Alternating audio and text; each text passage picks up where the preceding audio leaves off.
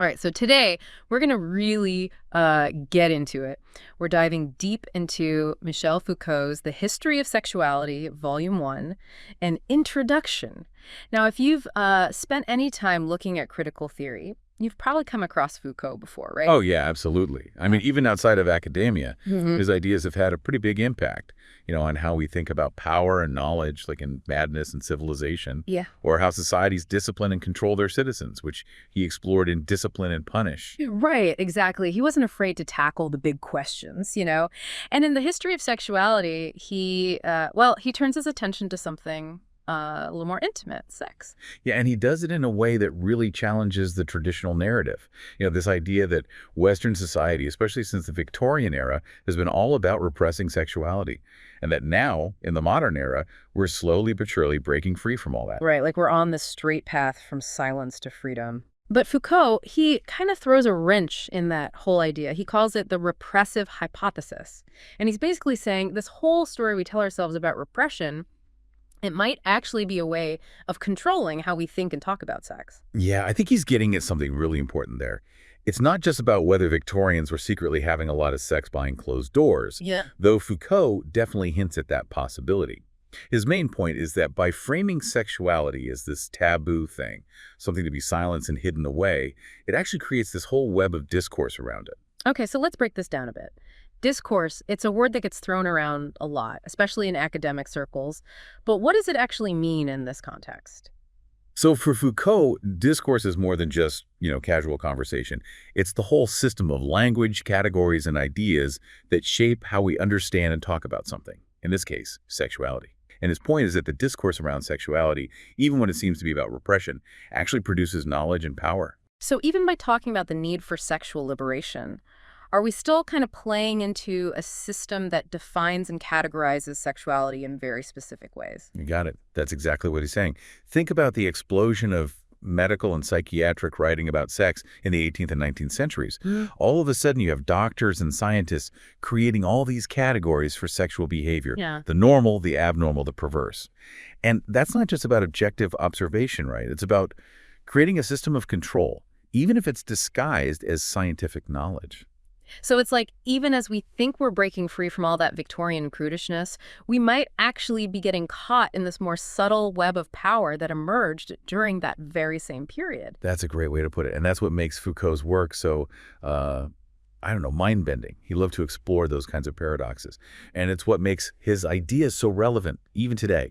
Because the ways we talk about sexuality, the categories we use, the identities we claim, all of that's shaped by this historical discourse, this interplay of power and knowledge that Foucault so brilliantly unravels. It really makes you think. Yeah. Like how much of what we consider normal or natural when it comes to sex is actually, is it really our own? Or is it something we've inherited from these systems of thought that we might not even be aware of? That's the question, isn't it? Uh-huh. And that's why Foucault is constantly challenging us to examine our assumptions, Mhm. to go beyond the surface level of what we think we know about sexuality, and to really question those categories that we use to define ourselves and others. It's like he's saying, don't just assume that you're liberated.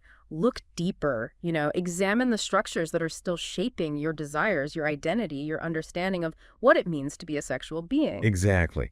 And that's where things get really interesting. Because if Foucault's right, then the quest for sexual liberation, well, it might not be as straightforward as we think. It might even be a distraction from other, more insidious forms of power that are operating in our lives. Okay, now I'm really intrigued. So how does all of this tie into Foucault's broader critique of modern institutions like prisons and hospitals, which, as you mentioned earlier, he saw as these sites of power and control? Is he saying that something similar is happening with sexuality? Absolutely. Remember, Foucault was really fascinated by what he called genealogy, this idea of tracing the historical development of ideas and institutions, to see how power operates over time.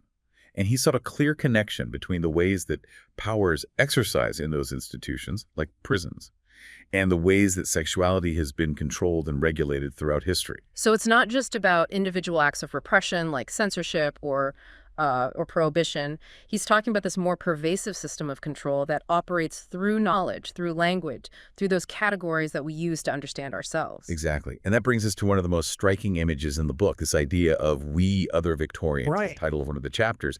And what's so interesting about that phrase is that it blurs the lines between the past and the present. It's like he's saying that even though we think we've moved beyond Victorian prudery, those ways of thinking about sex, those categories, those assumptions, they're still embedded in our culture, in our institutions, even in our own subconscious. Precisely.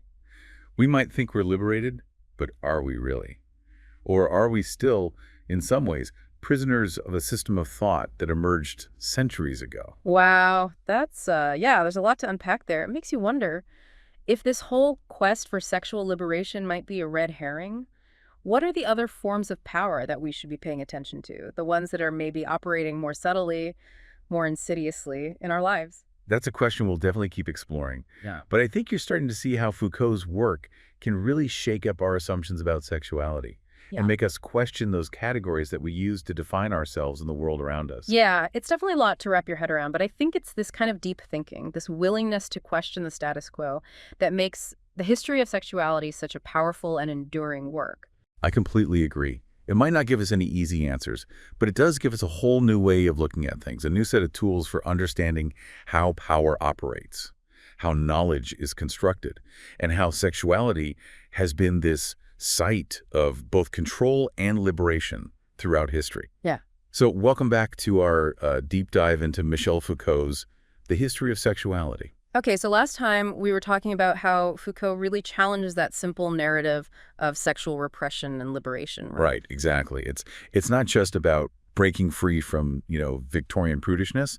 It's about understanding those deeper power structures that shape our understanding of sexuality. Yeah, and that's where I think things start to get really interesting because it becomes like less about just, sex and more about how power operates in society as a whole Yes. and how those power dynamics shape our lives in so many different ways. And that's where the political dimension of Foucault's work really comes into focus, I think. Okay, so can you talk a little bit more about that? How does this idea of sexuality as a site of power, how does that connect to politics? Well, Foucault argues that this whole focus on sexual liberation, while it seems, progressive on the surface, right, it might actually be a way of diverting our attention from other more insidious forms of power.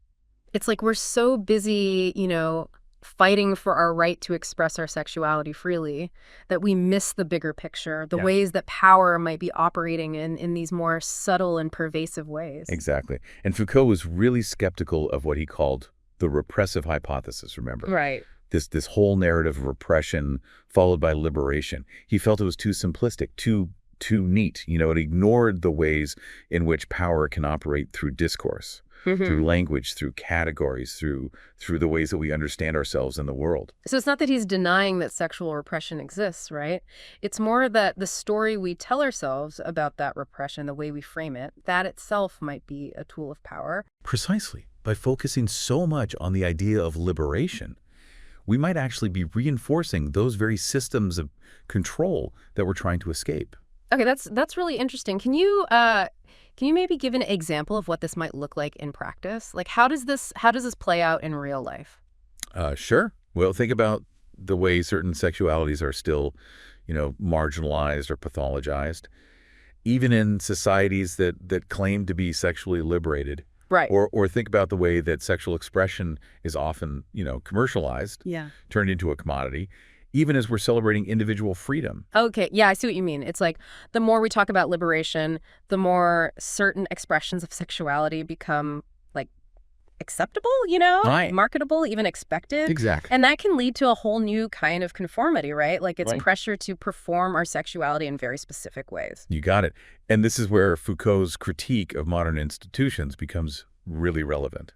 He saw institutions like prisons, hospitals, schools as places where power operates through surveillance, through discipline, through normalization. Right. And in Discipline and Punish, he talks about how these institutions create these docile bodies, Exactly. individuals who are like self-regulating. They conform to societal expectations without even really thinking about it. Precisely. And he saw a similar dynamic at work in the discourse on sexuality. So it's like instead of outright repression, we have this more subtle pressure to conform to certain norms, to fit into these predefined categories. That's the idea. And even this quest for self-discovery, Yeah. for understanding and expressing our true sexual selves, even that can get caught up in these power dynamics. Yeah, it's almost like the more we try to define ourselves, the more we're defining ourselves in relation to these existing categories and power structures. That's a very insightful point. And it gets to a crucial aspect of Foucault's work. This idea that power is not just something that's imposed from above, by some authority figure. It's something that circulates throughout society. It's in our relationships, in our institutions. It even shapes our own sense of self. Okay, so if power is everywhere, if it's so pervasive, how do we resist it? How do we break free from these subtle forms of control? That's the million-dollar question, isn't it? And Foucault doesn't offer any easy answers. Mhm. But his work does give us a really powerful framework for understanding how power operates. And I think that's the first step towards resisting it. Okay, so it's about recognizing the ways that power shapes our thinking, our language, our very experience of the world. Exactly. And it's about being critical of dominant narratives, even those that seem progressive or liberating. Foucault was always suspicious of grand narratives of progress. He saw history as much more complex, more messy, more contingent. So we need to be wary of any claims of having achieved like true liberation, right? Whether it's sexual liberation or any other kind of freedom. Exactly, because freedom is always a struggle. It's always a process of negotiation, of contestation. That's a powerful thought. It suggests that we can't just sit back and assume that we've arrived, we've achieved progress. We need to be constantly questioning, challenging, pushing the boundaries of what's considered acceptable or normal. Absolutely, and that's why I think Foucault's work remains so relevant today. It gives us this critical lens, a way to examine our own assumptions, our own desires, and to see how power is operating in our lives, even in the most subtle ways. It definitely gives you a lot to think about. So what does this all mean for us, as individuals? Like, how do we navigate this complex landscape of power and sexuality? Well, I think, for one thing, it means it means being aware of the ways in which our own understanding of sexuality, Yeah. the way we think about sex and desire, how that's been shaped by these historical and social forces. So instead of just accepting those dominant narratives about sex, about desire, about what's normal, we need to be more critical, more questioning. Exactly. And it also means being aware of the ways that power operates in our own lives, right? In our relationships, our communities, our workplaces. Right. So it's not just about sex, it's about all the ways that power shapes our identities, our choices, our possibilities. Precisely. Yeah. And ultimately, it's about finding ways to resist those forms of power that limit our freedom, our creativity, our ability to live, full and meaningful lives. That's a great way to put it. It's about recognizing that power is everywhere, but also recognizing that we have agency, that we can choose to resist, to challenge, to create new possibilities. Exactly. And that's the hopeful message that I take away from Foucault's work. It's not about despair. It's not about resignation. It's about empowerment. It's about recognizing our own power to shape the world around us. I like that. That's a really good note to end on. But before we move on to the next part of our deep dive, I want to touch upon one more aspect of Foucault's work that I found really interesting: his exploration of the relationship between sexuality and truth. Oh, yeah, that's a fascinating area. It gets to the heart of Foucault's, his whole philosophical project, really. Yeah. He was deeply skeptical of this idea of, a single objective truth, especially when it came to something as complex and subjective as sexuality. Right. He saw truth as something that's constructed, Right. something that's shaped by power relations and historical context. Yeah. So it's not this fixed, unchanging thing out there waiting to be discovered. It's something that's constantly being created and recreated through our interactions with the world. Right. And he argued that this quest for truth about sexuality, particularly the kind of truth that claims to be scientific or objective, that can actually be a way of reinforcing existing power structures. Because it gives this veneer of authority to certain ways of thinking about sex, about desire, about what's normal and what's not. Right. It creates this illusion of objectivity, when in reality, those categories are often based on, very specific cultural assumptions and power dynamics. So even the pursuit of knowledge, the desire to understand ourselves and our sexuality, even that can be entangled with these power dynamics. Absolutely. And that's why Foucault was so interested in deconstructing those categories and concepts that we use to think about sexuality. Okay. He wanted to expose the ways in which those categories are not, natural or inevitable, but rather products of specific historical and cultural contexts. That's a really powerful insight. It suggests that we need to be critical of all claims to truth, especially when those claims are used to justify certain social norms or hierarchies. Precisely. And it means being open to multiple perspectives, multiple ways of understanding sexuality. Right. So instead of searching for this one definitive answer, it's about embracing the complexity and fluidity of human experience. Exactly. Yeah. And recognizing that our understanding of sexuality is always evolving. Yeah. It's always being shaped by new knowledge, new experiences, new forms of expression. That's a really great point. And it's a good place to pause for a moment. Before we move on to the next part of our deep dive, I want to just take a minute to recap what we've covered so far. We started by discussing the repressive hypothesis and how Foucault challenges that simplistic narrative of sexual repression and liberation. We then explored how power operates through discourse, shaping our understanding of sexuality and creating these new forms of control. Right. We also discussed the political implications of Foucault's work, how his critique of modern institutions, his focus on the relationship between power and knowledge, how all of that can help us understand the subtle ways in which power shapes our lives. Yeah.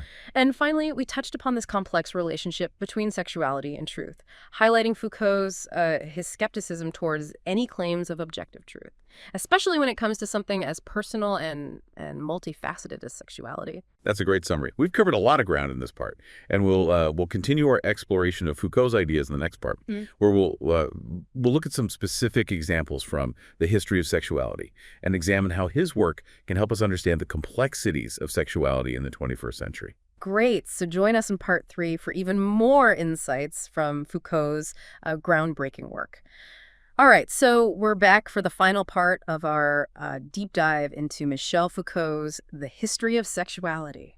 Yeah, we've been wrestling with some pretty heady stuff, but hopefully by now you're starting to see, how Foucault can really help us understand sexuality in a whole new light. Right, like it's not just some abstract philosophical theory. Exactly. It actually has real implications for how we think about ourselves, our relationships, the world around us. Yeah, it's like we've been looking at sexuality through this distorted lens, and Foucault's giving us a new prescription, a way to see things more clearly, more critically. Yeah, I like that, the distorted lens analogy. And to really bring these ideas to life, I thought maybe we could dig into some specific examples from the book. Sure, yeah, that sounds good. Are there any passages that really jumped out at you, as really illustrating Foucault's key arguments? Well, one that always comes to mind is right from the beginning, where Foucault paints this really vivid picture of the so-called Victorian-era. He uses all this loaded language, right? Silence, taboo, non-existence, like sexuality was this forbidden secret locked away in the dark. Yeah, and then he kind of flips the script, doesn't he? Exactly. He turns this whole image on its head. Yeah. And argues that this narrative of repression, this story we tell ourselves about the Victorians, that itself is a product of power. Okay, so it's like he's saying, don't be so quick to believe the hype. This idea of the Victorians as these sexually repressed prudes, that's a story that's been carefully constructed and it serves a purpose. Exactly.